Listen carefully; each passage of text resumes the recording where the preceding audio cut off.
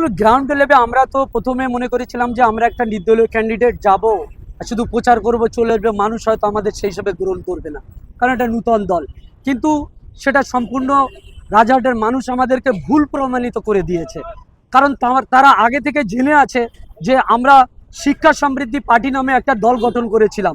তারা সোশ্যাল মিডিয়ার মাধ্যমে রাজারহাটের মানুষ কিন্তু আমাদের এই শিক্ষা সমৃদ্ধি পার্টিটা দেখে আমাদের চেহারাটা তারা জেনে রেখে দিয়েছিল।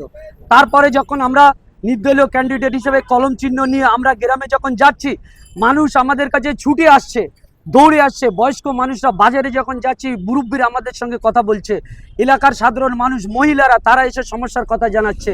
সব ছোট ছোট বাচ্চা থেকে বড়রা আমাদের সঙ্গে যেভাবে কথা বলছে, তাদের সমস্যার কথা আমাদের কাছে জানাচ্ছে, এবং যেভাবে তারা নিজেরা বলছে স্যার আমাদের এখানে এজেন্ট বসাতে হবে, আমাদেরকে ঝান্ডা দিন, আমাদের এই সমস্ত কাগজ দিন, তারা নিজেদের থেকে ফোন নাম্বার দিচ্ছে, তারা এলাকার কে কে দায়িত্ব আছে জিজ্ঞাসা করছে।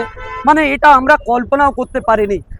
রাজারহাট নিউ টাউনে তৃণমূল কংগ্রেস এতদিন ধরে যে ক্ষমতায় আছে, আমরা বাইরে থেকে মনে করতাম যে তাপস চ্যাটার্জি মহাশয় তিনি রাজারহাটে এত পরিমাণে ডেভেলপমেন্ট করেছেন যে এখানে কোনো রাজনৈতিক দল পাত্তাই পাবে না। কিন্তু এখানে এসে যেটা দেখলাম, আমাদের মতো সামান্য একটা ক্ষুদ্র নির্দল ক্যান্ডিডেটকে মানুষ এইভাবে গ্রহণ করছে, মানে তাপস চ্যাটার্জি অর্থাৎ তৃণমূল কংগ্রেস এখানে রাজারহাটে প্রকৃত উন্নয়ন করতে ব্যর্থ হয়েছে বলে আমার মনে হচ্ছে।